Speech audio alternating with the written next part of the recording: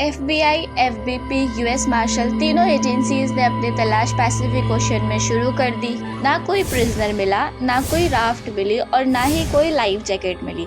सवाल ये था कि वो तीनों समुद्र के ठंडे पानी में डूब गए या फिर तीनों को कोई बड़ी मछली जिंदा निकल गई। अल्काट्राज यूएस कैलिफोर्निया के सैन फ्रांसिस्को में स्थित एक ऐसी जेल थी जिसे अनएस्केपेबल जेल भी कहा जाता था, क्योंकि अल्काट्राज प्रिजन पैसिफिक ओशन के बीचों बीच अल्काट्राज आइलैंड के ऊपर बनी थी। पैसिफिक ओशन का ठंडा पानी, strong currents, strict rules, 15 feet की फेंसिंग, ये कुछ ऐसे मेजर फैक्टर्स थे जहाँ से कैदियों का भाग पाना लगभग नामुमकिन था। कहानी शुरू होती है जब Frank Morris, Clarence Anglin, John Anglin, Allen West jail में रहने आए।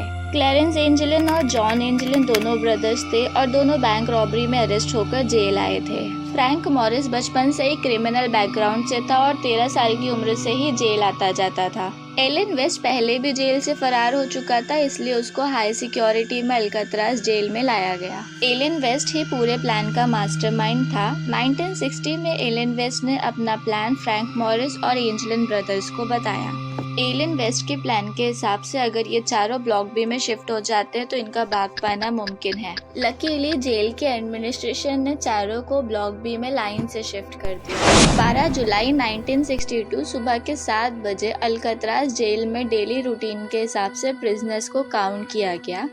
काउंटिंग करने पर 3 प्रिजनर्स मिसिंग थे। जेल के स्टाफ ने जब सेल में जाकर चेक किया तब तीनों प्रिजनर्स अपने बेड पर सो रहे थे। आवाज लगाने पर भी जब तीनों की नींद नहीं खुली तो जेलर ने इनके सर पे हल्के से पुश किया तो इनके सर नीचे गिर पड़े। ये देखकर जेल का स्टाफ हैरान हो गया और जब सेल खोलकर चेक किया गया तो असली हेड नहीं बल्कि एक प्लास्टर, कंक्रीट और साबुन से बना आर्टिफिशियल डमी था। पूरे जेल में तहलका मच गया और जेल एडमिनिस्ट्रेशन ने इन्हें पूरे अल्काट्राज में ढूंढना शुरू कर दिया। FBI ने जब तीनों के सेल को इन्वेस्टिगेट किया तो तीनों के सेल के वेंट डैमेज थे। हैरानी की बात ये थी कि 3 सेल के नहीं बल्कि 4 सेल के वेंट डैमेज थे।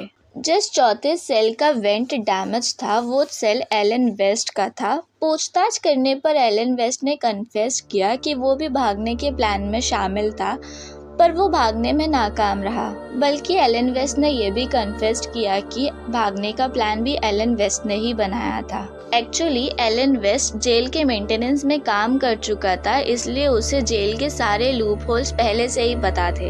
एलन वेस्ट के कन्फेशन के हिसाब से चारों प्रिजनर्स पिछले 6 महीने से भागने की तैयारी कर रहे थे। सेल में बने वेंट को तोड़ने के लिए इन्होंने कैंटीन से चुराए गए चम्मच का इस्तेमाल किया। फिर कुछ टाइम पहले इन्होंने वैक्यूम क्लीनर से ड्रिल मशीन भी चुराई थी। डमी बनाने के लिए इन्होंने असली बाल जेल के बार्बर के यहाँ से चुराए थे।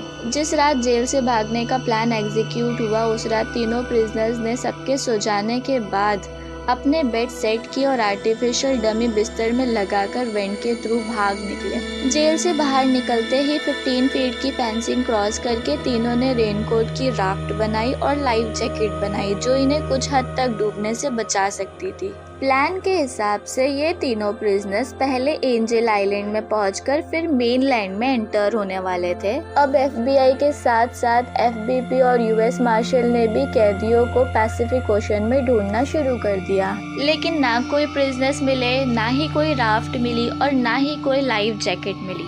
सवाल ये था कि क्या एलन वेस्ट ने झूठ बोला है, लेकिन डैमेज वेंट और फुटप्रिंट के हिसाब से ये तो क्लियर था कि एलन वेस्ट की कहानी सच्ची है। लगातार 4 दिन तक तलाश करने के बाद सिर्फ और सिर्फ एक लकड़ी का टुकड़ा मिला जो माना जाता है कि उस राफ्ट का होगा।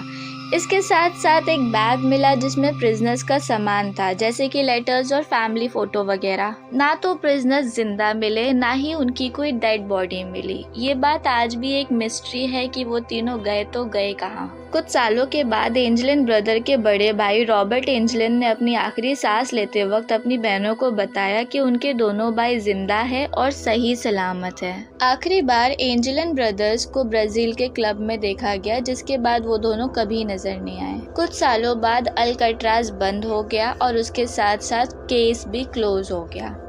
करंट टाइम में अल्काट्राज एक नेशनल पार्क है और टूरिस्ट पॉइंट बन चुका है।